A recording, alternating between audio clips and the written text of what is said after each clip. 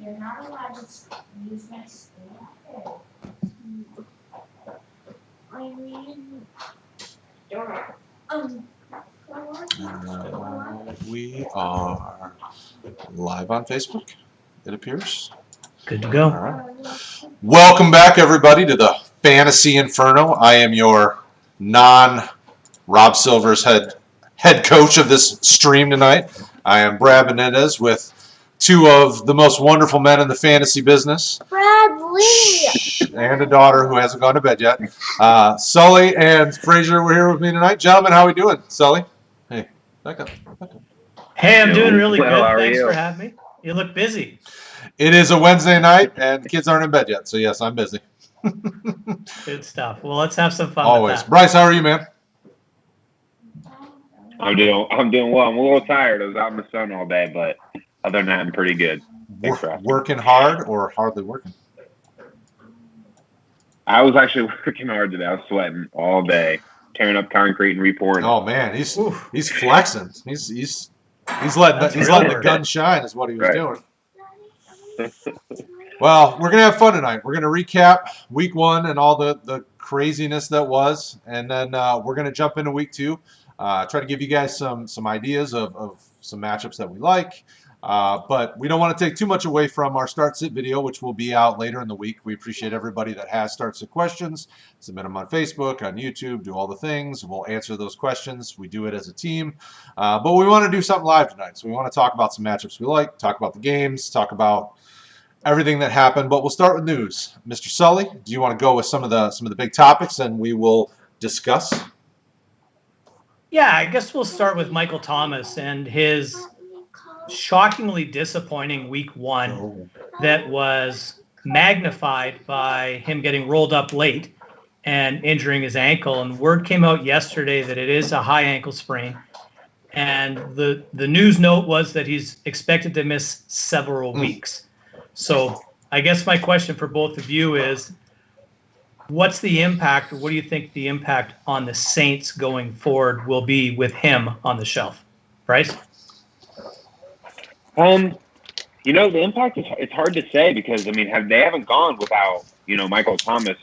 They switched quarterbacks, especially last year when Drew Brees went down and Teddy Bridgewater stepped in, and they were still efficient. That was due to Michael Thomas's performance under both Teddy Bridgewater and Drew Brees. So I don't know how this offense is going to look. Luckily, they have a lot of weapons. You got Jared Cook. You have Alvin Kamara, who's a better receiving back than he is a runner. And you still have the veteran, good, I would say he's a very, very good receiver in Emmanuel Sanders.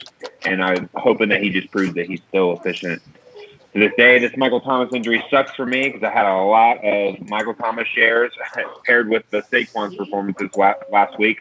I was hurting in a lot of leagues with those two performances. So this will hurt for the next a few weeks, and it'll be interesting to see how this offense does. Brad, what do you think with Michael Thomas' injury? How the Saints going to do with that? The bigger question for me after watching week one is, can Drew Brees still sling it like he had before? Because what I saw was a quarterback that looked tired, and this was week one. Like, he didn't seem to have the same zip on the ball. I mean, there's a lot I was concerned about, and I thought a guy like Michael Thomas could make up for that. But him being on the shelf, I think, like you said, opens up the Emmanuel Sanders. Do we get some Traquan Smith love at this point, or is it just a bunch of dump-offs to Alvin Kamara or Jared Cook? Yeah, I mean, that's kind of what you have to weigh as a fantasy owner. And for me at this point, I'm leaning on Alvin Kamara, Jared Cook, and if you need wide receiver, Emmanuel Sanders should be startable. But, is Emmanuel Sanders going to be able to fight through double coverage like Michael Thomas could? Michael Thomas is big, physical, smart, good route runner. Emmanuel Sanders can do all those things. I just don't know if he does them nearly as well. So I'm going to lean on the running back, lean on the tight end, and I'll fade the other positions unless the matchup looks good for me. This week you probably could start him and be fine. What about you, Ms. Sullivan? Really not much more to add to that other than the Emmanuel Sanders piece concerns me a little bit. So if you look back to when he was traded last year from Denver, or you go back even further, he tore his Achilles, I believe it towards the end of 2018. And he came back in 2019 out of the gates in Denver like a house on fire. I think he was like wide receiver 3 over the first couple of weeks. Slowed down a little bit, got traded to the Niners. did absolutely nothing except had one massive game against the Saints. Then he gets traded to the Saints, and he had a pretty good week 1. So I think he's definitely the guy that should benefit the most, but I share your concerns, Brad, if he could be that number 1 guy. And a guy I was fading going into this season was Jared Cook. I think he had 7 straight games with Breeze with a touchdown catch, and I just didn't see that as being sustainable. It probably still isn't, but his value has to go up. And I can't help but wonder what this does for Latavius Murray, and to see if he has any more of a role in the offense if they put two running backs on the field at the same time and maybe swing Kamara out in the slot a little bit. So it'll be interesting to see, but Breeze is a concern for sure. And as a Breeze owner, I am concerned. Also, we had George Kittle injure his knee early in week 1 against the Cardinals, played through it, and it's now reported that he has a sprained knee. He's planning on not practicing all week, but he's planning on playing on Sunday. So if you're the George Kittle owner, Brad, what are you doing to prepare for this week? You're hoping for the best. I mean, if you drafted Kittle, you drafted him to be the guy. You probably took him in the first couple rounds, so you need him. For me, I have Kittle shares in a few redrafts, and I went out and immediately tried to grab somebody else. Like, I want to make sure I had some sort of insurance. I think in one league, I grabbed Jonnu Smith because he should. I mean, Tannehill loves him. For some reason, he was available. I don't quite know why, because I thought he was certainly worthy of being draftable. The other league, I think I went and got Irv Smith because Irv Smith was splitting. I think he almost had equal snaps to Kyle Rudolph last week, and I think Irv Smith's far superior. So I'm probably starting Kittle this week because that's my best option. But I would go out and look for somebody. Even if you're looking for, even if you're trying to stream somebody, like Logan Thomas or somebody who had a big week, I mean, maybe. But, man, you got to hope that Kittle's ready to go when he plays through it because he's their best option. And, when he's on the field, he's the man. So what do you think, Bryce? Yeah, there's not much else to say. In redraft, Kittle was going in the first, 3 rounds. So if you got him and he's playing, you got to start him. But it's always good to have a backup plan. So make sure you're checking the waiver wire, checking the daily updates on what's going on with him and how he's feeling and things like that. And then on Sunday morning when you're making sure all your lineups are good, make sure George Kittle is playing. So what do you think? Totally agree. Nothing to add there. The only thing I'll add is if he doesn't go, what do you think Jordan Reed does this week? I'm not starting him. Yeah, I'm not either. All, I mean, brother. he hasn't done anything. He hasn't done anything in I don't know how long, and he might get injured. So He good might be chance hurt of now. that. We don't even know. Right. Awesome. So Miles Sanders practiced in full this week or yesterday or today. Holy crap. So that's a good indication. I guess, the hype of Boston Scott fizzled pretty quickly last week. The Eagles offensive line looks really bad. But I guess Miles Sanders practicing in full is good news. So Bryce, do you have any shares of Miles Sanders? No. I have one. I faded him in almost every. I faded him in most redrafts because I thought he was overvalued, but I grabbed him in a keeper league, which is obviously a little different. But after seeing that Boston Scott performance, I can say it was a sigh of relief. I was worried that Boston Scott was going to kind of maybe light it up and then earn himself some touches week in and week out. He didn't really do anything. So Miles Sanders is practicing in full, and in redraft, you probably drafted him as an RB, maybe an RB1, but more than likely an RB2. You got to start him if he's playing. So it's good to hear that he's practicing. Brad, what are your thoughts? Yeah, I mean, I wasn't touching Sanders. Just I agreed with you. Definitely overvalued, and for good reason. I mean, he looked good last year, but not good enough for me to take above some of the guys who were going after him. So I'm not touching Boston Scott. I didn't touch Boston Scott even when Sanders was out. Quite honestly, I would kind of look elsewhere this week. Their matchup isn't great for the running game, and if Sanders isn't 100%, who knows what we're going to get? I'd look elsewhere. What do you think, Sully? I think if you own him, you probably start him because he's a first or second round pick. He was either to the back end of the first round or probably around the turn of into round 2. You're probably not rich with options at the running back position at the rate that most running backs flew off the board in the draft that I did. So you're probably starting him, but I wouldn't be starting him with the confidence that I had in him when I drafted him where I did. So let me pose a yeah. hypothetical then. So most people had Okay. Malcolm Brown out on free agent market. Would you pick him up and start him this week over Miles Sanders because you at least know he's going to get used and he's healthy? I probably would, yes. Because I picked him up. I picked him up in a few spots where I could because I typically own Marlon Mack, and now that's a bad thing. So, good segue. Yeah. So my last little news bit is just that. So Marlon Mack torn Achilles, out for the season. We've debated, I think, on about 3 or 4 episodes of this show when we saw Jonathan Taylor taking over as the lead back in Indianapolis. I think I was on the record as about week 8. I think Bryce was in around week 4. I think we had Jacob on that episode. It was a week 8, and Mr. Silvers was around week 4 to 6. So is it week 2, or is Nyheim Hines the lead running back in Indianapolis? Didn't they already announce that Taylor's the starter this week? I feel like I saw that somewhere. I believe so, but do you feel that is he going to get that bulk of the? Because I'll be honest with you, I was surprised with how much Hines was used on the ground in week 1. Yeah, well, so going against the Vikings this week, and the Vikings better than us. You got the backwards hat on, obviously. I think they both could be playable this week after seeing what Green Bay did to them. Do you think that's the case? Do you trust? I mean, because Danielle Hunter's still out, right? He's out another week or 2. Yeah, it was on the So he's 3-game on the IR or whatever that new one is. Yeah. So I mean, that was kind of their big piece over there. Yannick's not the greatest run defender. I mean, I could see a situation where if you needed running help, I would start both of them. I don't disagree after watching the Vikings and the quick realization that the Vikings defense is not what it once was. I'd start all my Colts, let alone my running game, because the Vikings are not going to be able to pressure the run because they'll light them up through the air. So, Bryce, what's your take? Is Jonathan Taylor going to be a 3-down guy, or is he going to split with Hines still going forward? Yeah, it's very interesting to know because Jonathan Taylor is a good back out of the backfield, but Nyheim Hines is, mainly just a third down back. But he did get some carries.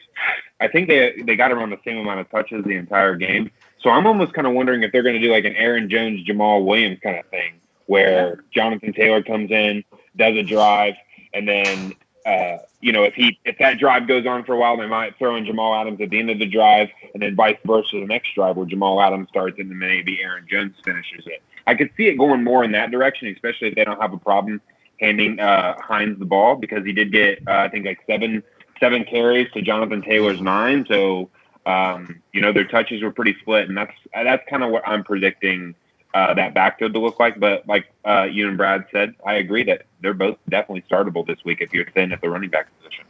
Yeah, I'd expect the Colts game script to be a little bit different this week as well. Surprisingly, they were chasing last week. I don't see them chasing this week, so I could see them running the ball a little bit more than going to the air.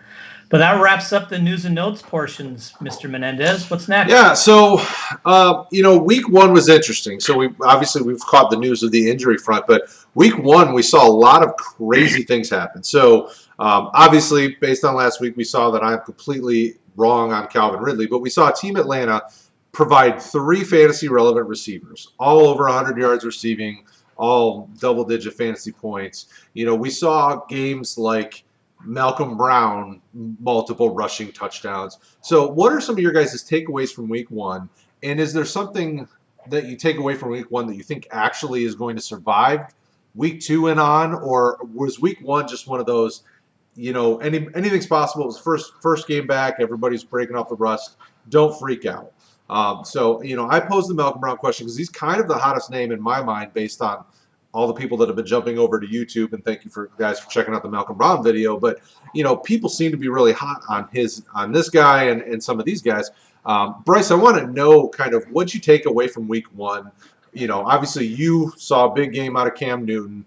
Can we take some of these things we saw in week 1 and can we expect them to continue rolling throughout the season? So I had 2 things, and I actually put this on the Facebook and got thrashed because I was trying to put up some conversation. But there's some things that I was right about that are kind of far fetched that I didn't mention. But there's two things that I think that I believe will continue. And that number one was the Patriots are going to run the ball a lot. Sully and I have beat this into the stream so many times, but New England just does not have enough weapons to be able to air the ball out that often, and our defense is good enough to keep games close, especially our secondary. So if we can keep games into a one-score, even two-score, especially in the first half, first three quarters, I think the Patriots are just going to continue to run the ball. I think they ran it 42, 45 times in week one, and I think you can see 30-plus rushes consistently every single week by multiple people. With Cam Newton, I wouldn't be surprised if Cam Newton led us in attempts the whole year as well. So that's one thing that I saw that I think will continue this year. And number two was Kareem Hunt out-touching or getting more touches than Nick Chubb. So on Sunday morning with Rick on the stream, we got a few start-sit questions, and one of them, I mentioned it for a second, but I said I would start Kareem Hunt. I think he's going to touch the ball more than Nick Chubb because, one, they're going to be losing that game, and Kareem Hunt's a better back out of the backfield. And then, two, they paid him, so they're obviously going to use him. And the Browns are not very good. Baker Mayfield has now shown us a whole year and then now a week that he's not a good quarterback. He cannot lead this team with as much talent as they had to be close in division games, if not win games. Just Kareem Hunt on the field more and getting more touches consistently throughout the year. I think it ends up being more 50-50 when the year is all said and done, but I think that's different than what maybe people were thought in 70-30 or 60-40 before the season started. Those are my two takeaways for week one. Sully, what do you got for week one? What did you see? A few things. Some I liked, some I didn't. I had a crazy bold prediction that Calvin Ridley and Julio Jones would both be top 10 wide receivers and that Calvin Ridley would finish ahead of Julio Jones. So 1 week in the books, I'm looking good. I was impressed with the Patriots offense as well and what they've managed to do with what they have. But honestly, one of my biggest takeaways is I'm incredibly concerned about Carson Wentz and the Philadelphia Eagles offense. I understand that the Redskins do have a good defensive front, but they were a disaster, and they looked lost and totally disorganized. And the other team I'm concerned about is the San Francisco 49ers. They've signed Mohamed Sanu, and I don't even know if he's healthy enough to play. They put Richard Sherman on IR today. We talked about Kittle and his knee. They have a laundry list of wide receivers that are beat up, and Jimmy Garoppolo's passes have nothing on them. I don't know if it's lingering from the knee injury from a year ago, but they just looked incredibly average, and their defense doesn't seem to have carried over from last year either. So those are some of my takeaways. Brad, what do you take from week one? Yeah, I definitely take that Baker Mayfield's a better actor on TV than a football player. I definitely find his commercials more entertaining than his actual play. I want to keep the conversation going about New England's backfield because I know it tends to be a hot topic. So do you anticipate very similar to week one where Cam was really the only runner of value? Or is it going to be something like we've seen in the past where you never know which guy's going to have the leading attempts, whether it's going to be Sony 1 week or James White 1 week or Damian Harris when he comes back or, the ghost of Rex Burkhead or, Bryce, I'll pose it to you because I know you know the Patriots better than both of us. So is there at some point, can we trust anyone other than Cam on the ground, or is it just if you got Cam, then you're happy, otherwise no? I think it's hard to trust anyone more outside the flex position. If you're talking about putting someone in your lineup, I wouldn't trust any of them as a running back too. But I'll be more than happy to put Sony Michel in my flex spot. He came off the PUP list pretty late in training camp to take back over the number one role with Damian Harris going to the IR. So yeah, I'll trust Sony Michel. He didn't it didn't look great in week one for him. But it's week one and you got to get some momentum going, but it was still good to see him getting a majority of the carries when they did hand him when they were rotating all the running backs, but it is hard to trust him, and it's been like that for I don't know how long, forever it seems like. But I'll plug in Sony Michel in my flex position. The player I'm worried about the most is James White. They didn't really seem to implement him like they used to at all, and that just might be just the style of play that from the quarterback position. Tom Brady loved to dump it off. Cam Newton does more of a play action, looks to the middle of the field or looks deep. So I think I think the biggest player you're going to see hit this year is the people that drafted James White, hoping that Cam would dump it off like Brady did. So that's my thoughts on that backfield. Sully, what do you think? I'm concerned about James White as well, probably because I have a ton of them, because I kind of drew the dotted line from Cam Newton to Christian McCaffrey would become Cam Newton to James White. It's only one game. We'll have to see. I think Sony's not all the way back. And, he had 180 carries more than any other back in that backfield last year. I don't know why it won't be any different this year, other than the fact that if his foot isn't right, then they're going to ease him back. Like, he only played in 19 snaps in week 1. That's not touches, that's plays. So, it's ridiculously low. Burkhead had as many carries. J.J. Taylor was activated off the practice squad, and he had some touches. I think Cam Newton leads them in rushing attempts for the foreseeable future. And it was interesting to see the offense that they implemented. It sort of reminded me of when Jacoby Brissett was sort of thrust into the Patriots offense after Garoppolo got injured during Brady's suspension. So McDaniels is creative, if nothing else, and I think he'll continue to lean on Cam Newton and his running ability, which it was nice to see he still has. Absolutely. I thought Cam looked very vintage Cam. It was nice to see, and and it solidified what some of us had mentioned over the summer was a chip on his shoulder. He's going to come back and he's going to be ready and he's going to be feisty. Can he stay healthy is the biggest question. But while he's healthy, ride him, and he's a QB1 now. The biggest thing for me is people overthinking week 1. I just every game I watched, and I started obviously the 1:00 game. I watched the Lions and the Bears, that just dumpster fire of a game. But I just kept thinking to myself, I'm like, man, all right, I'm mad. I want all these guys fired on both sides. Like, they should all not have jobs next week. But it's just week 1. Like, people are going to need to break the rust off. Some of these guys had barely been hitting all summer or, for a while. Don't go crazy, and think about all the guys that are hurt. I mean, we had Sutton and, Mike Williams is coming back from injury, and we've got guys that are banged up or guys that got banged up. Like, don't go crazy. I know you drafted some of these guys earlier, the Mike Thomases, the Cortland Suttons of the world. Don't sell them cheap, don't sell them quick, sit on them, let them come back. These guys are all going to be back. I just don't want people to overthink it and get worried and hit the panic button. You can flex guys in. Like, I hit the waiver wire and grabbed playable assets to fill in for Cortland Sutton when he was hurt this week, and I mean, the Russell Gages of the world. Some of them, he was out there in waivers and a couple of redrafts that I'm in. So that was kind of my biggest takeaway from week 1 is just don't worry. Like, it's just 1 week.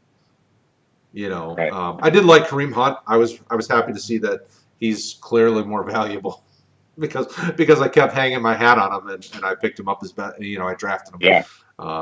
And then Denver's offense as a whole, I thought looked like it was still trying to get in rhythm. I know a lot of people started to say how bad it looked. I'm like, well, you got a second-year quarterback who's really only played 7-8 games. He was slinging it on the run accurately. Yeah. I thought they looked good. I thought they looked really good in the first half, and then I don't know what happened to them in the second half. They just kind of went away. He looked like he had jitters. I mean, that was really the thing I noticed, is it looked like a rookie was trying to lead the team in receptions. And he looked like he was a little, he was just trying to pick up the speed. I mean, a couple of those looked like concentration type things. And I don't know. I thought the offense looked good. I thought Noah Fant looked great. And I thought Judy looked really good with the ball in his hands. He just had a couple of unfortunate drops, and I think it was, to your point, Brad, him just trying to do too much in his first game with Sutton out, and even Hamler didn't dress. So good-looking offense, though. I think Shermer's the right guy for them. I think they'll be good in the long run. They got a tough week next week against the Steelers, though. Yeah, but you can move I mean, I know, Daniel Jones fared okay, but you can move the ball on this Pittsburgh defense. It's don't give up big plays. That's you can't run it. Well, they had Melvin Gordon, so they weren't worried about that anyway. Yeah. I don't know. Was the Steelers' run D that good, or is the Giants' offense as bad as it looks? Like that offensive line, who they invested in the offseason, that I was anticipating being better, looked worse. Like poor Saquon. I think he had -8 yards on 10 carries at one point. Yeah. It was interesting because I watched that game at the first half of that game, and they were pass blocking a lot better in the first half. Yeah. And then as soon as they do a run play, it's like they didn't know what they should have just pass blocked on run plays. It seemed like because 8 yards. I mean, Saquon was touching the ball and then trying to make a dude miss while Daniel Jones was still standing right next to him. So I mean, I felt so bad for him because you could tell he's getting frustrated. But it's hard to tell. You're going to see if they do well again this week. And it's like maybe the D line is just that good. But it's week one, so you don't know. Yeah, that team as a whole looked good. I mean, Ben looked back. I mean, Juju was getting what he was doing, and James Washington looked good. I mean, Ebron still looked like Ebron of old, frying pan hand and things that she should have caught and all that. But I like him. Even Claypool looked good. Claypool got. I mean, he got rushing attack. I mean, they had him all over the field. So yeah, I mean, week one I think was really interesting to see some of these guys play, but I'm still sticking to my guns. I think week two's got some really interesting matchups. I mean, obviously we start on Thursday night with the Bengals and the Browns. I think after watching these two teams week one, I think Joe Burrow could win this game. As bad as Cincy looked at times week one, I think Cleveland looked worse the entire week one. What do you guys take on that? And are there guys that you're targeting from these teams to start this week? Outside of obviously Mixon, you're probably starting for sure, and Hunt. Are there guys that you're considering these are must-start type guys? Sully?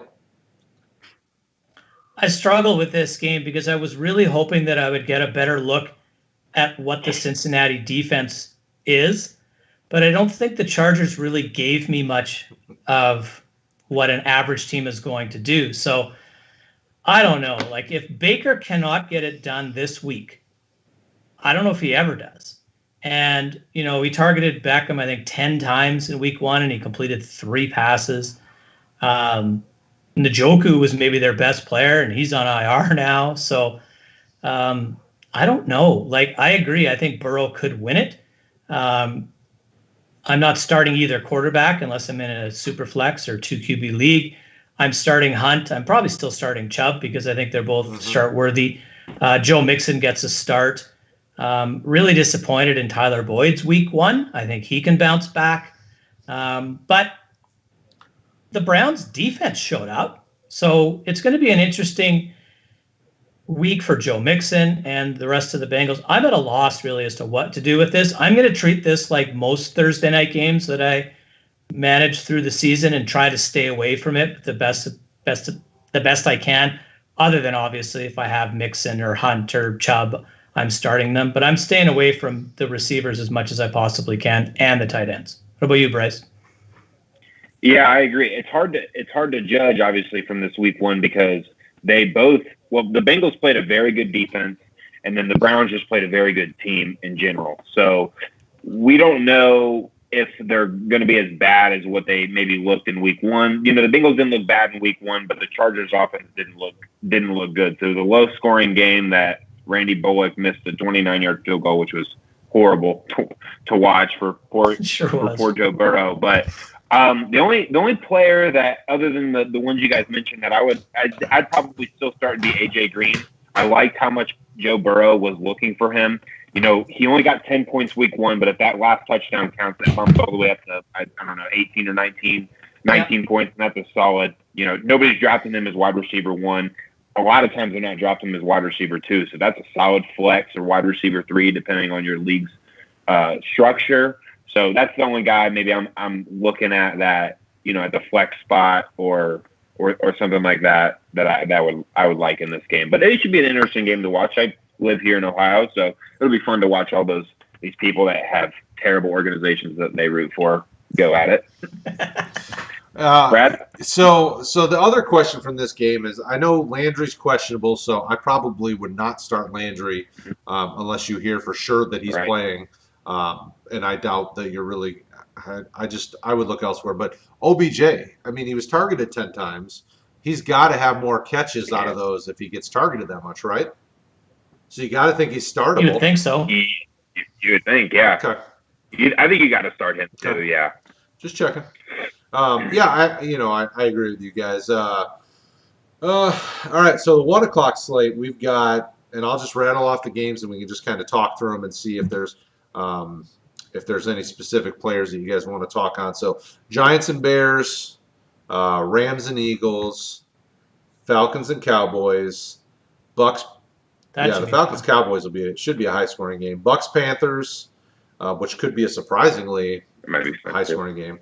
49ers Jets should just be a running game. Broncos Steelers, Jags Titans, Packers Lions, Bills Dolphins, and then Colts Vikings wrap up the 1 o'clock slate. So are there guys here that you think could be, thinking about injuries and things like that, are there some guys here that you want to target start? Like I think Malcolm Brown is probably a must start this week against the Eagles because that team was rough. What do you think, Sully? Are there matchups that you really like here? What about that Panthers Bucks game? That'll be an interesting divisional game.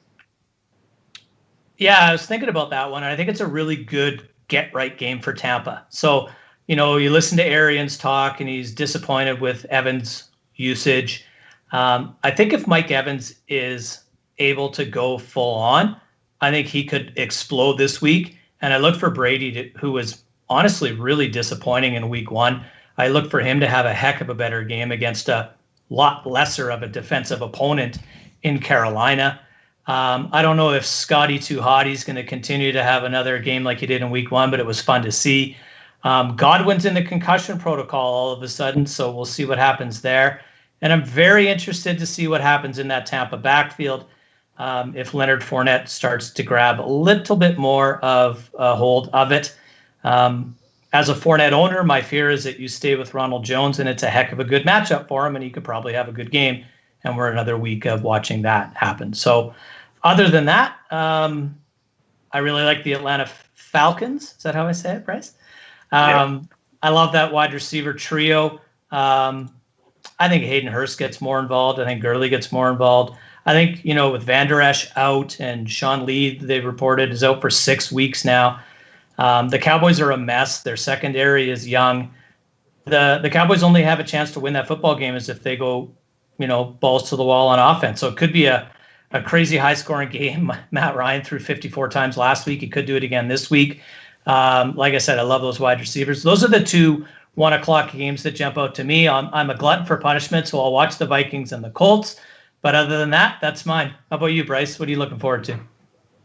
Yeah, those 2 games are by far, especially being a Patriot fan, I love Tom Brady, and you could tell that not having timing with his receivers really hurt him this week, and not having a receiver that he could really dump down to. I remember he dumped it down to Ronald Jones once, and he caught it real awkwardly and fell and made a probably like a 25-yard gain into a 7-yard gain, and it was just painful to watch. And then Leonard Fournette goes in there and catches a little dump pass and runs for 14 yards, but their offensive line wasn't doing him any justice in week 1 against a very stout defensive line, to be fair.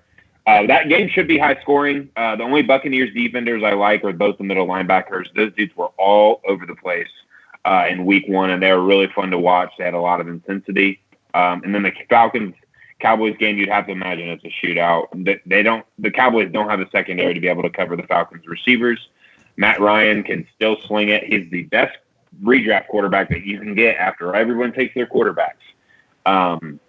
And then, Dak Prescott's good too, and they got a good receiver core. I was surprised how much the Cowboys really used CeeDee Lamb in week 1. I thought it would be more of the Michael Gallup, Amari Cooper show, but it was pretty split evenly through all 3 of them.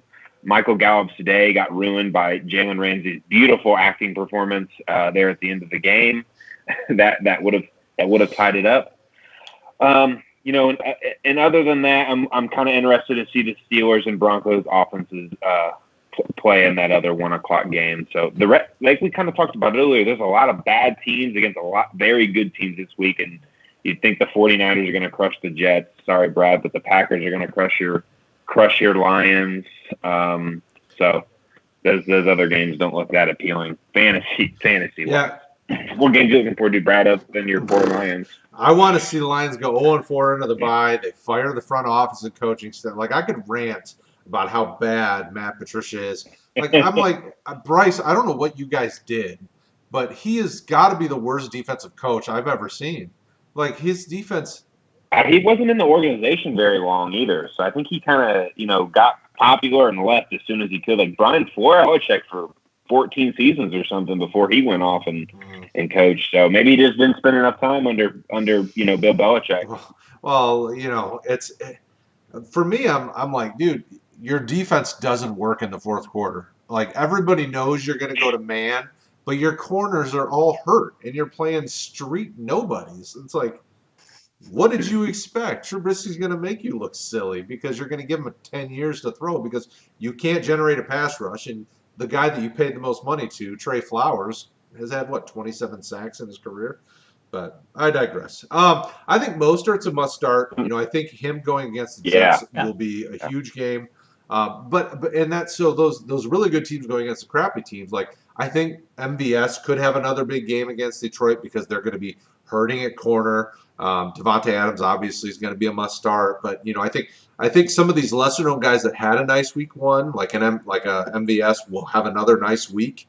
In the Bills game, like, I think the Bills are a legit offense. I think they showed in week one, and I think they look like they're taking another step in the right direction. And I think they'll do so in week two.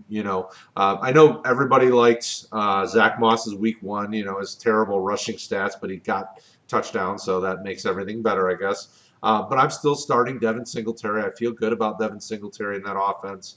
I think he's got some good fantasy production potential.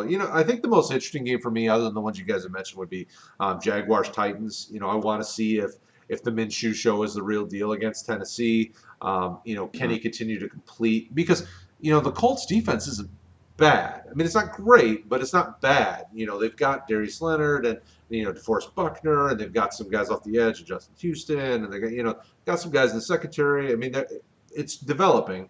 Minshew looked really good, and that offense seemed to be clicking. Laviska Shenault got in on the action, got a touchdown, and so there's some different things in that game where I'm like, man, I'm really interested to see. Derrick Henry had a decent fantasy week, from the Titan side. Can our boy Corey Davis? I know Rick and I probably smiled at the same time. Corey Davis had 100+ yards receiving. It's like, what happened to A.J. Brown? I said in one of the chats, I thought it was like a Scooby-Doo episode. A.J. Brown was wearing a Corey Davis mask. And, so I'm interested to see that game. I think there's a lot of really nice fantasy weeks here to be found for people that are hurting from week one's injuries. If you do your digging and you're looking. So I would be okay trying to start Corey Davis or Jonnu Smith or some of these guys in this offense because they're going against a suspect Jaguar secondary. So they should produce. So, and outside of the games you guys mentioned, I mean, I think there's a lot of fantasy value this week to be had if you're looking in the right spot. All right. So anything else on the 1 o'clock games, or do you guys want to go to the 4 o'clock? No, I don't think so. I just real quickly on the Titans, I would agree with you on Corey Davis. Not only did he have 100 yards, he looked freaking good, like really good. And Jonnu Smith looked really good as well. And I thought Derrick Henry looked tired and slow, and he only got there on volume. But maybe I'm selling the Broncos short a little bit and their defense. But that's about it. I'm glad you brought that game up because that was mind-boggling for me. The game that Corey Davis had, it was fun. It was fun to see. Should have happened 3 years ago. Yeah, maybe he's training with Devontae Parker's trainers, and it's a slower burn. I don't know. It seems like that's becoming the new norm. We're starting to get guys that have the 4th, 5th year breakouts, and it doesn't make any sense. And And I want to remind everybody, thank you for everyone that's been hanging out with us and watching the shows week in and week out. We're kind of talking through the games, but get your start sit questions in. That video will be posted on Friday. We name drop, so if you put it in there, we'll say who asked the question. We'll get your questions answered. But tonight we're basically just going to be focusing on guys that and guys that we think are going to have a nice week too, guys you can start, so on and so forth. 4 o'clock games. All right, so we've got the Washington football team against the Arizona Cardinals, Ravens, Texans, Chiefs, Chargers, Pats, Seahawks at the 8:20 game. We'll just do all of them. 8:20 game. Man, that'll be a fun one on Sunday Night Football. That'll be a good game. And then Monday night, Saints, Raiders. Sully, what do you think in the afternoon? You think Kyler Murray and that team is going to destroy Washington, or are they going to surprise again? I think that they will. They'll beat the Washington football team. I don't think they'll blow the doors off them by any means. I'd really like to see them get Drake going. I don't think maybe there was more to that walking boot than we thought. He didn't look overly impressive in week 1. Hopkins sure looked good with Kyler though, and they look like they've been playing together forever. So that's a spoonful of sugar as medicine for those who worry about guys going to a new location, myself being one of them. So that was very impressive. I don't know what to make of Washington, to be honest. I don't think that they're much of anything other than they've got a decent defense that should keep them in it. But yeah, I think Arizona is a sleeper of a team, not only in week 2 but all year. I think that team could surprise in that division, especially with the expanded wild card. I think they're a team that's fun to watch and a team I'm sort of rooting for. How about you, Bryce? What do you think of that game? Yeah, I mean, Arizona put themselves on the map week 1, beating a team that just went to the Super Bowl, obviously. Yep. And I've concluded that I could play quarterback for the Cardinals and throw 10 completions to DeAndre Hopkins. He's that good. He is quarterback proof. I've said it many times. I didn't expect him to get 15 receptions or 14. Well, I don't even know how many he got. Something in that area, 150 plus yards. So his value is, I mean, you could say it went up, but I think it just stays the same because I had him as, wide receiver 1 or 2 or 3, depending on, it's Adams, Michael Thomas, and Hopkins, and then there's a drop off. And then, the Washington football team, I think they surprised everybody at that week 1 win. It's hard to say if it's that Eagles are that bad or if the Washington football team isn't as bad as people think. I heard at halftime that Ron Rivera was getting an IV and their, second-year quarterback came in and gave a halftime speech to him, and that's always good to hear that young quarterbacks are taking the bull by the horns and leading their teams like the quarterback position should do. And their front 4 got some sacks against an offensive line that's not supposed to be considered bad. So, I think their first-round pick got a sack and a half or 2 sacks, and I think they had 4 or 5 total on the game. So that game could be more interesting than people think. Washington just doesn't have many stars that people want to that make them flashy on paper, but after week 1, it's hard to tell. Those non-flashy stars, where did they come from? That quarterback and that defensive end you're talking about. What school did they come from? And their wide receiver. Isn't that weird? It's like that college breeds success. Or non-flashy stars, right? Non-flashy stars.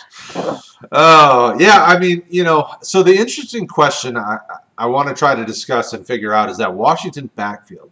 So Peyton Barber seemed to be the guy to own after week 1. But the Antonio hype train was real, right? I mean, everybody was Antonio Gibson. He's the man, the myth. He's the second coming. What do you guys make of this? I mean, I grabbed Peyton Barber in one league just to stash him on there to see if it actually is true or not because of the running back injuries that have happened. I'm like, well, maybe. I mean, he wasn't a terrible running back in Tampa, but you know what he is. He's kind of around 4 yards per carry. He's a plotter. He's not really going to wow you, but he's consistent.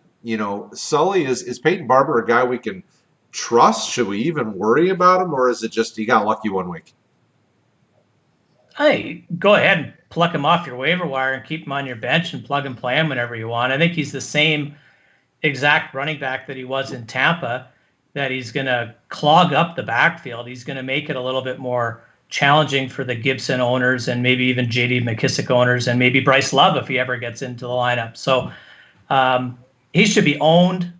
I don't really see a scenario in where I'm going to fire him into my lineup unless I'm, filling a bye week or plugging him in for an injured player that was on my roster. So not really sure what to make of that backfield, to be honest. I think we'll need to see it a little bit more than just 1 week to figure it out. Okay, well, that's kind of what I was thinking. But, okay, so the question that I have for you then, Bryce, is Deshaun Watson going to survive this year? Because Houston looked rough against Kansas City. I mean, we know Will Fuller had 100-plus yards and things looked well, but, man, that offense looked a little scary. Things didn't look great. What's your take on Houston?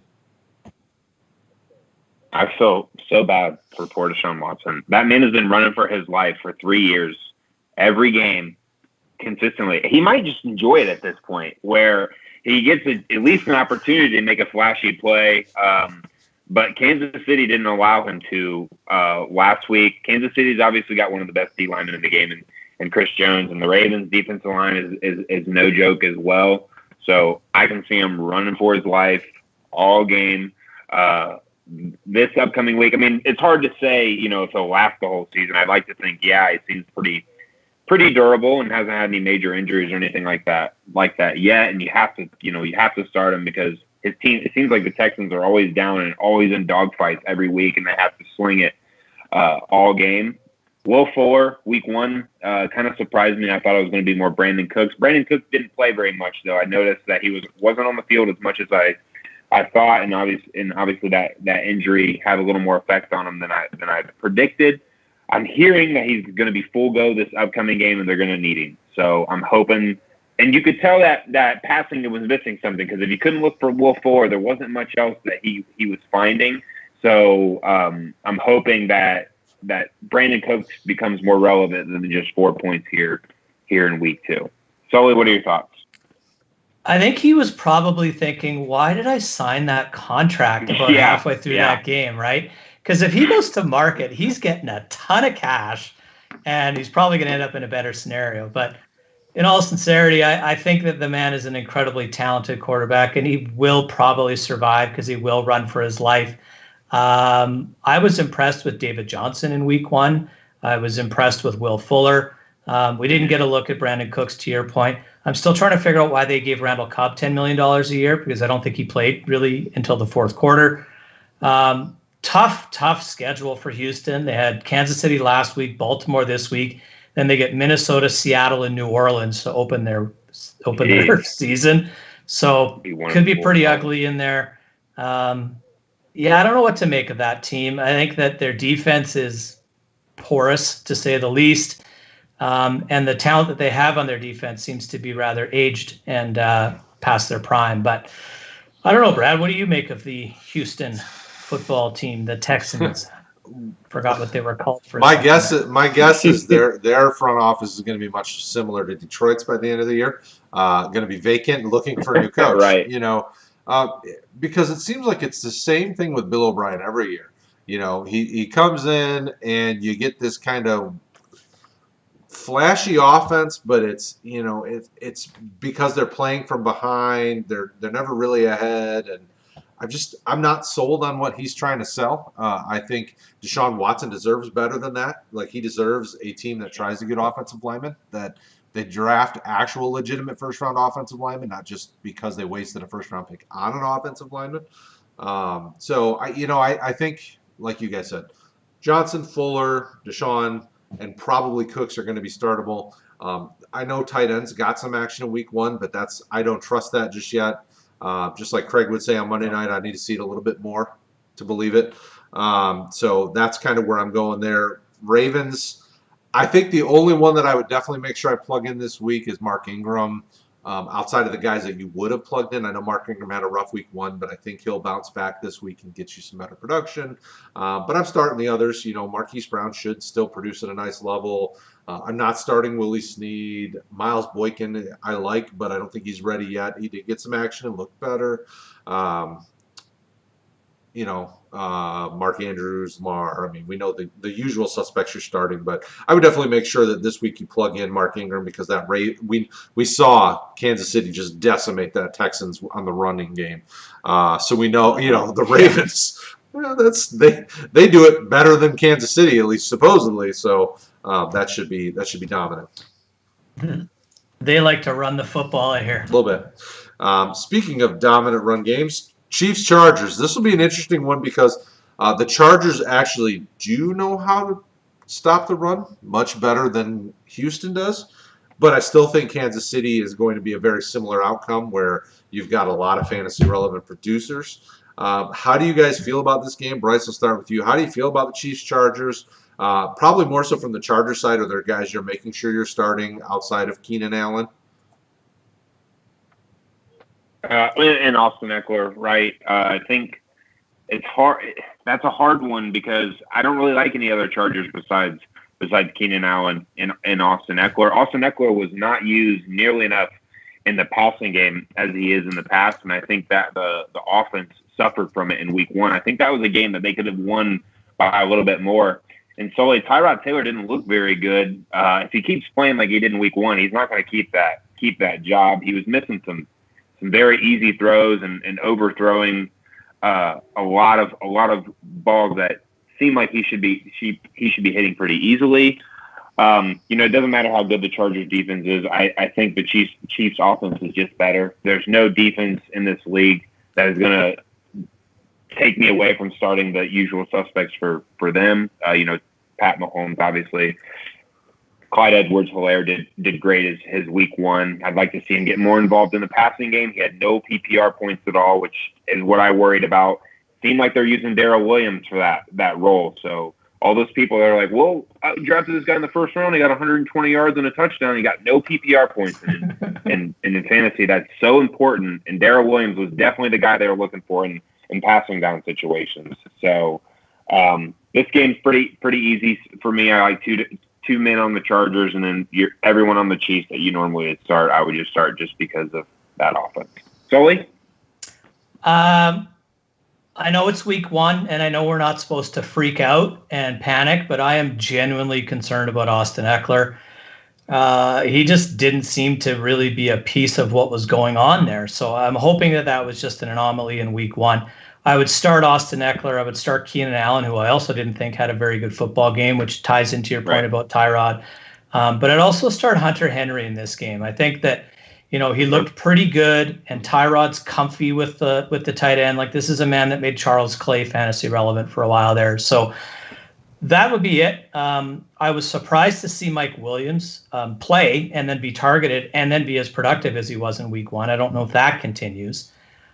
On the Kansas City side of the ball, this is such a phenomenal team and such a interesting offense that, CEH goes off in his debut, and he almost forgot about Patrick Mahomes. Like, he didn't really do anything because he didn't have to do anything. He made the plays when he needed to, and he hit Demarcus Robinson, and he would drop it or it got overruled, and he made Sammy Watkins look pretty darn good. And then whenever he needed Kelsey or Hill, they were there. So interesting to see what Ingram and Bosa can do to put a little heat on Mahomes. We saw him run a little bit in the playoffs. Will he be a little bit more mobile as a result of that in this game? Does he dial up the passing game? Like, I just think that him and Andy Reid must just shake like a magic 8-ball in the locker room before the game, and whatever it comes up with, they're going to do. They're that talented. So start everybody that you normally would, to your point, Bryce, in Kansas City, including Sammy Watkins. Yeah, I think if he stays healthy, is a legit number 2. He's in 1 week, if it's possible, quieted the McCole Hardman hype. He's going to have to wait for a little bit, or a Sammy injury that's probably inevitable, unfortunately. But really fun to watch Kansas City play, just because they didn't even really take it out of second gear in Week 1. Like, I think there's so much more potential there. They're damn fun to watch.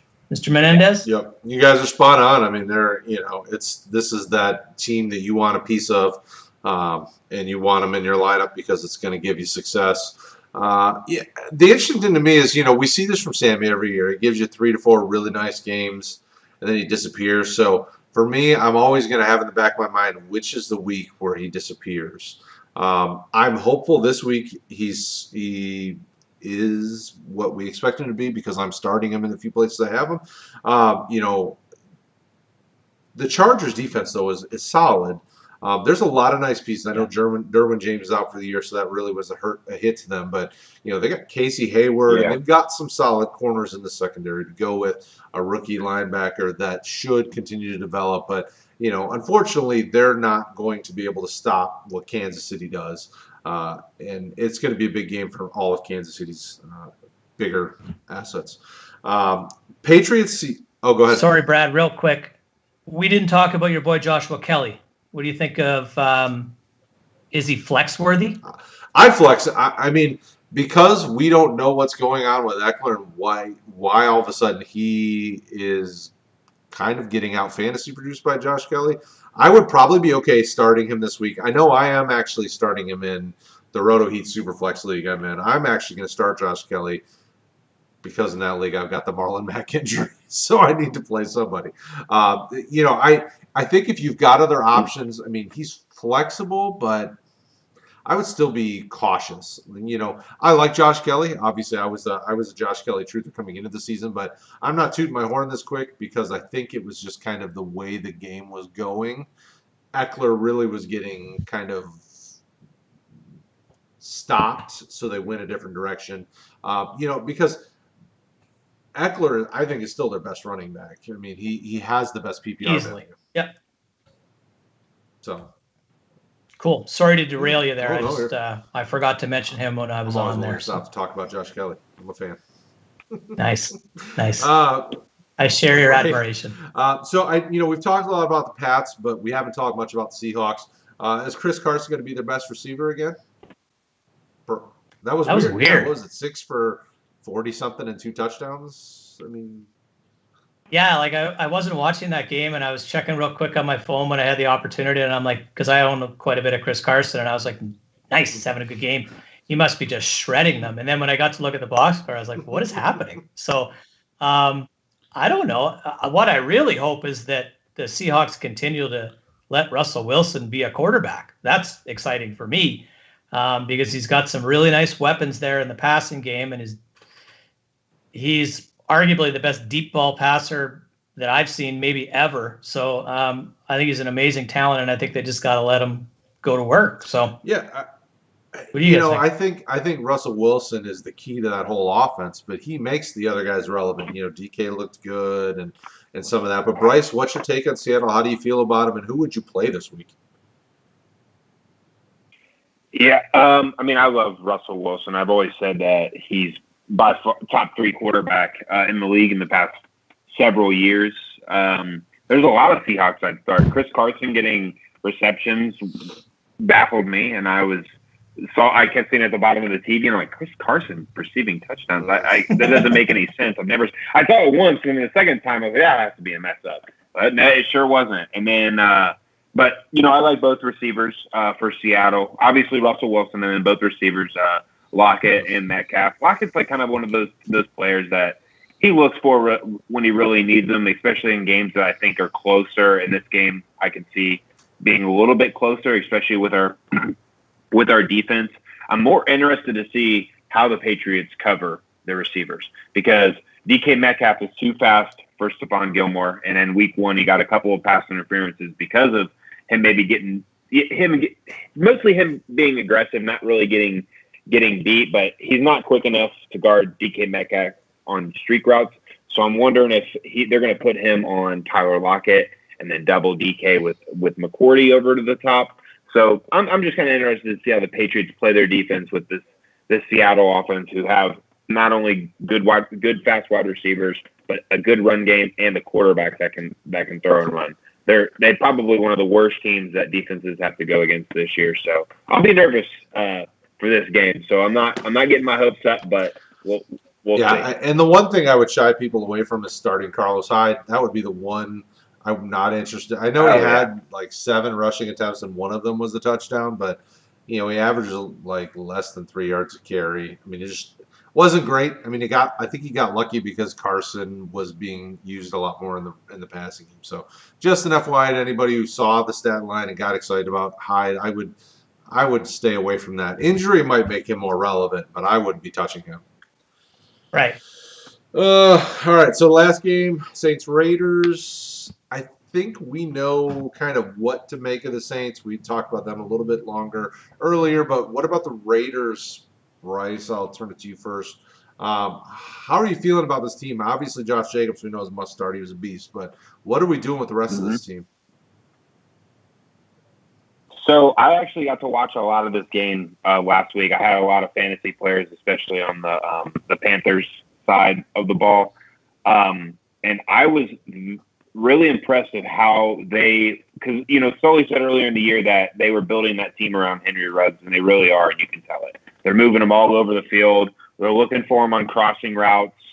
If he didn't get injured, I could have saw him getting quite a few more points. I know he kind of got his stats padded with that one deep ball, but they were looking for him. And in this game, I can see it because they're not going to be up enough to be able to ground and pound it the whole game. Even with the Saints having their best offensive weapon hurt in Michael Thomas, they're going to be able to still throw the ball, whether it's dinking and dunking it to Alvin Kamara, Jared Cook, whoever the wide receiver is that Drew Brees is throwing it to. So the Raiders, you got to start. The Saints got their must starts, and I think that's mostly just Jared Cook and out of them. Depends on who else I have. But the Raiders, you got to start Josh Jacobs, of course. And most people got Darren Waller as their tight end 1. I think you have to start him. But I would not feel worried about putting Henry Ruggs in my flex. Healthy, I don't really know the extent of his injury, but I just like how they were using him in the pass game. Sully? I tend to agree. I'm my boy Hunter Renfrow didn't quite come through for me. He was a disappointment. Oh, it was so sad. I heard Henry Ruggs is injured. Sweet, Renfro's going to light it up. 2 for 21. Josh Jacobs, hell of a game. Really fun to see the passing game component added to him, and hopefully that keeps up because that makes him a legit PPR running back. It's funny that he talked about. I think we talked about it on the stream that he was targeting 60 catches this season, and I thought that was outrageous. And all the Raiders did all offseason was draft and sign pass-catching running backs, but he had a good game. So I would start Jacobs with confidence. I think you start Waller based on he's probably the tight end that you have on your roster, so you're starting him. And I agree. I'm starting Henry Ruggs. I think that, we talked about it last week. Gruden's got an ego, and he's going to show everybody why he took this guy. When he could have taken any other wide receiver in this deep draft class, he took Henry Ruggs, and he's going to show us why. I was pretty vocal on Bryan Edwards being a project, and I think that's still the case. I think that'll come in time. On the Saints side, it's Kamara easy. It's Jared Cook easy. I think if you need a flex or you're a little tight at wide receiver, you can give Emmanuel Sanders a go, but I wouldn't be overly confident in that. I think this game, you see a lot of Latavius Murray and Kamara. I think the Saints are going to run the ball a heck of a lot more than they would normally, and I think the Raiders will try to as well. So should be a good game on Monday night. Ultimately, I think the Saints prevail. They're a better football team, but an entertaining one, hopefully, nonetheless. Okay, so as we close out the episode, we got some questions. We want to make sure we get those answered. You can get them answered live if you're hanging out with us on the stream. And for those of you that are later date see this, our start sits, we'll take care of you there. Post them there, we'll take care of them. So Victor over on YouTube wants to know, Traquan Smith or Justin Jefferson? Who are you starting? So obviously Justin Jefferson didn't get a lot of love. Traquan Smith potentially filling in for a hurt Thomas. Sully, I'll start with you. That's a tough one because honestly, I don't mean to be disrespectful. I don't want to start either one. I think I'm going to start Traquan just based on familiarity of quarterback and receiver. Olabisi Johnson seems to be the secondary guy in Minnesota for now, and I think it'll be a bit before Jefferson grabs hold of that role. So I would start Traquan. Bryce? I would agree. With Michael Thomas being out, Traquan Smith's going to be on the field more. I'm going to start the guy that I think is going to get more targets, more volume. It's going to be Traquan. Okay. Brad? Yeah, no, I I'm fine with that. I mean, obviously Jefferson's a better receiver, but he's not up to speed yet, obviously. Next question. Well, Jacob just joined the stream not too long ago, but Jacob over on YouTube wants to know about is Malcolm Brown a startable running back? We did talk about him a bit earlier, but Jacob, just to catch you up on it, Sully, I'll let you take first shot at it. Is Malcolm Brown a guy you're willing to start weekly for now? Yeah, I think he showed that he's it was a split in week 1, but he definitely looked like Malcolm Brown looked like he found holes to run through, and Cam Akers looked like he ran into contact. So I'd be comfortable starting Malcolm Brown. I think for sure when they're down around the goal line, he's going to be the back that goes on the field. Big-bodied guy, and he's strong, so he can score touchdowns. And touchdowns are difference makers in fantasy. So, yeah, I'll start him absolutely. Bryce? Yeah, 100% if you're thin at running back. And even if you're not, you just don't like your matchup or whatever it may be. Malcolm Brown got 18 rushes. I think he got 3 catches, touched the ball over 20 times. It's hard to ask for more than that when you're wanting a fantasy running back. So I definitely start. Okay. Standard scoring, pick 2 to start. Corey Davis, Preston Williams, John Ross, Brandon Cooks, Bryce. I'm going to go, if Brandon Cooks is 100% healthy, I'm going to go Brandon Cooks and Corey Davis. After week 1, Corey Davis seemed like he's way more relevant than he has been in the past. Maybe it's his 4th or 5th year breakout, whatever it is now.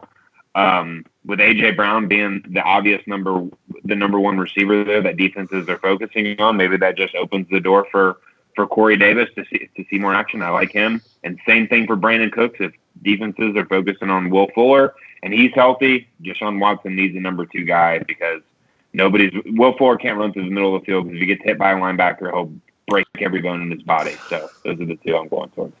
Sully? Corey Davis, I'm cashed out and I'm all back in. I want him back.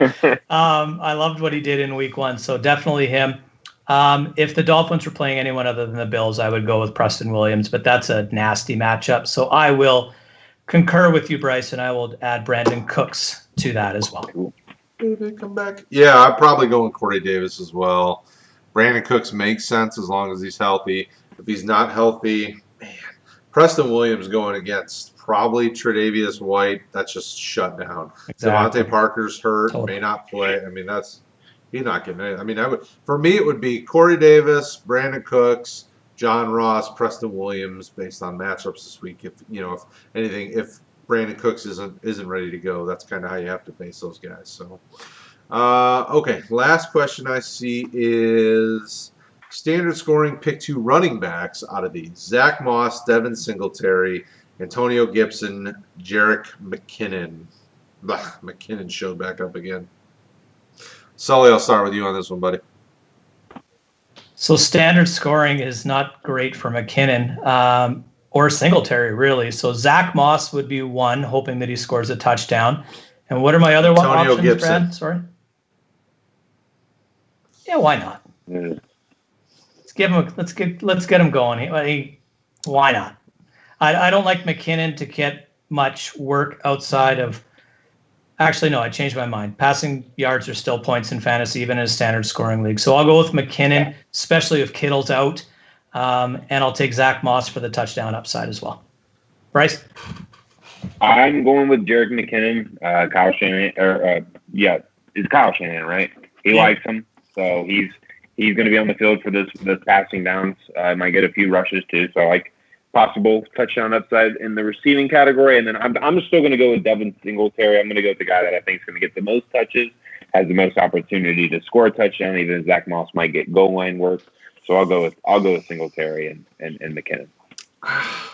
I normally don't like starting 2 backs from the same team, but going against the Dolphins, I think I would be okay with Zach Moss and Devin Singletary. Miami's defense is still developing. It's super young. I would probably go that route just because I don't trust Jerick McKinnon. He had 1 week, but he's done that to me before where I'll have a nice week and then I'll play him and then he does nothing and then I want to cry myself to sleep. So Antonio Gibson, obviously with the Peyton Barber vulture situation going on, I'm just not comfortable. Week 1 was crazy, so week Right. 2, I'm just gonna try to be safe and get some dubs. So give me the 2 Buffalo running backs. We got another question. So official last question. Pick 2 to pair with CMC full PPR. So CMC is your 1 back, and then who are your other 2? Mixon, David Johnson, Jonathan Taylor. And that's Michael over on YouTube. Bryce, I'll start with you. This is a tough question because these are all solid options this week. I think you got to go Mixon, just based on talent alone. David Johnson, and then who is the other one? Jonathan Taylor. Jonathan Taylor. Man, that's hard. That's a good problem to have, to be honest. Yep. Let me look. That's going to be strictly on matchup. So, man, with seeing how well Kareem Hunt did with the amount of carries and the amount of volume he got, it'd be hard for me not to start David Johnson with him probably getting a good amount of PPR value in the pass game. So I think I'll go David Johnson and Mixon. It's hard though. It's hard. Sully. Yeah, it is. It's like you said, it's a great problem to have. I think I'm all aboard Jonathan Taylor train this week. I think that he's going to go crazy. I like David Johnson for the fact that Duke is probably not going to play, so it's kind of David Johnson and nothing else. I'm going to sit Mixon. I'm going to go with DJ and I can't even remember what I just said. Thank you. So how do you feel about Hines? So you're really thinking that JT getting the starter role means he's going to get the lion's share of the action. Is that what you're thinking? Yeah, I think he's going to go nuts. This Vikings defense stinks, and I think he's going to. I think they're both going to have good game. Like I said earlier, like they're both start worthy.